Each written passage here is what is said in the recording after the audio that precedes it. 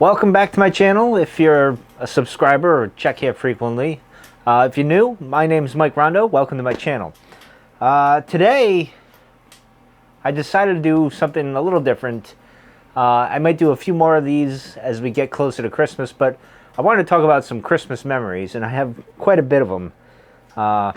Despite being a latchkey kid, parent of the kid of parents that were divorced there, didn't really get along, the parents, for whatever reason. But we did have a pretty decent childhood. Now, there was ups and downs and some miserable times, and, it wasn't all roses. But around Christmas time, things seemed to be pretty darn good. My brother and sister might disagree with me, but oh well. Anyway, overall, it was pretty good. So today I wanted to talk about something that meant a lot to me back in the day. But before we get to that, it's an absolute warm day today. It's 58 in the shed today.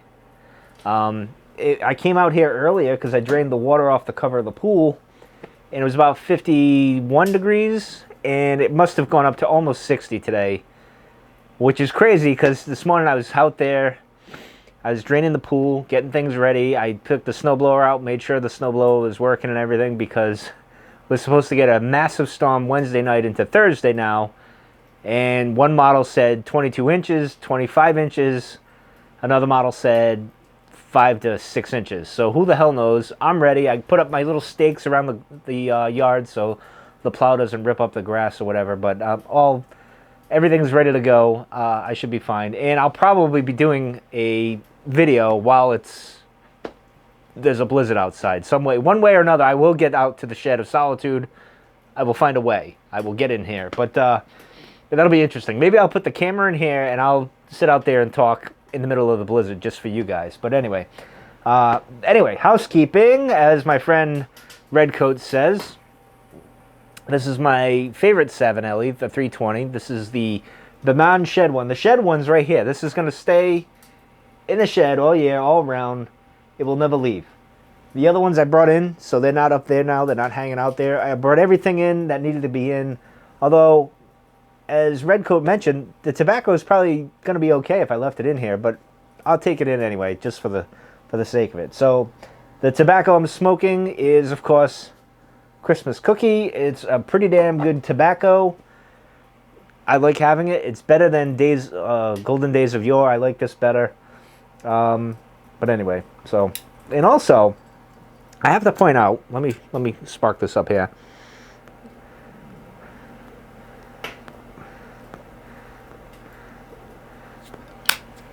Now, I know my friend Renaissance Piper has been busting my chops about my lightsaber matchsticks. But for my false light, or, the first light, I've been using this and just doing that and then blowing it out. And I got a lot of stick here, so a lot of real estate to use for that. So I'm laughing. Of course, I think of him and his email that he sent me, which was it was funny.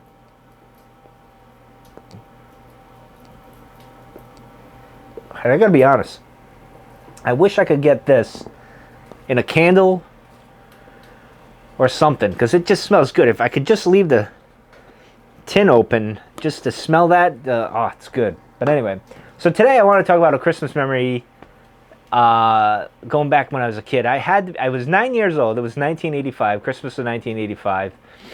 I just turned 9, same age as my daughter now.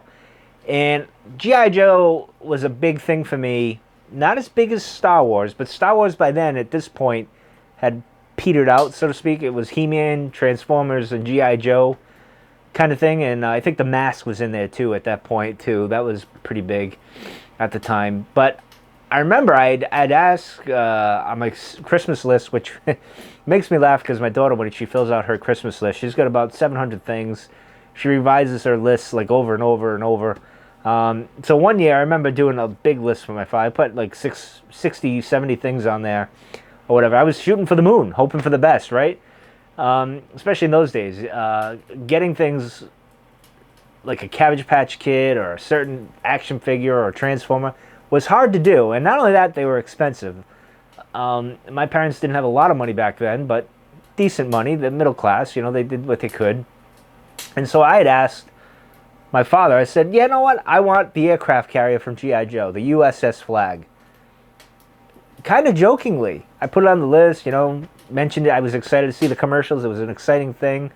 And this thing is huge. It's a big thing. Let me see if I can find it here on my phone. Let's see. All right, let's see. All right, so here it was. It was the playset was just under 7 feet 6 inches length.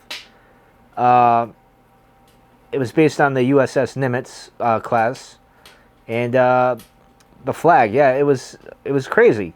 This thing was awesome. It had it went for $109. So I didn't even know that. That's a lot back then, for a family to spend on. So this thing was awesome. Let me see if I can find a picture. Here we go. Let's see. I had a picture of me with it. I can't seem to find it, but let's see. Here's what the box looked like. I don't know if you guys can see that. It was awesome art. And here's what it looked like put together. I'm sure my thumbnail will have this on there, but it was massive. I remember I was blown away by it. I was so excited by this. And then I remember we put it together. It was in the living room for like a couple of months because we didn't know where to move it or how to move it. We eventually moved it downstairs in the basement, and it was just big. It was huge. It was just a massive thing. The jet would go on. I had the jet and everything. It was really cool. Which is the amazing thing is I wasn't the biggest G.I. Joe fan, but I loved the characters. I loved the cartoon as a kid. The flag was cool. It was just awesome. G.I. Joe figures were cool. They were fun to play with and everything, and lose your imagination. I did like them, but they weren't like Star Wars figures to me, but they meant a lot. Now that I think about it, it must have, because I wanted the flag and everything, so it was pretty cool. That was one memory that I had that was so awesome. I was just blown away by that I actually got that for Christmas, and all my friends were pretty jealous. I know I had my arch rival up the street, I shall call him Carlo, to protect his identity. Carlo and I didn't get along at all. His parents actually worked at Hasbro, so he used to get all action figures and everything else and stuff, and he never had the USS Flagg. I did, and it was pretty cool, kind of, at the time being the kid, kind of like, well, I have this, you don't have that. So I made some friends that wanted to play with it for a little bit, but for the most part, I was very guarded about it. I didn't let a lot of people come over and play with it and whatnot, and I kind of kept it to myself because this is like a big ticket thing. I know my friend next door had a go-kart. I wish I had a go-kart. Carlo up the street, he had all the Hasbro stuff because of his parents. Some kid up the street had a BB gun. I wanted a BB gun. I got one now. See, years later, I went and... See, it's good to be with an adult because then you can buy all the shit that you wanted when you were a kid that your parents wouldn't buy you. So it has its perks. But in any case, this was like my big thing that nobody else had. Of course, I had a lot of He-Man stuff too, but we'll get into that another day. But this was the biggest present I ever got. Like, it was huge, big. I remember my brother and my sister were like baffled by it. It was really cool. But anyway, what did you guys get that was like, when you were a kid, what did you get that was like a big ticket item like that kind of sticks with you? I know like Nintendo Entertainment System is one. I got that.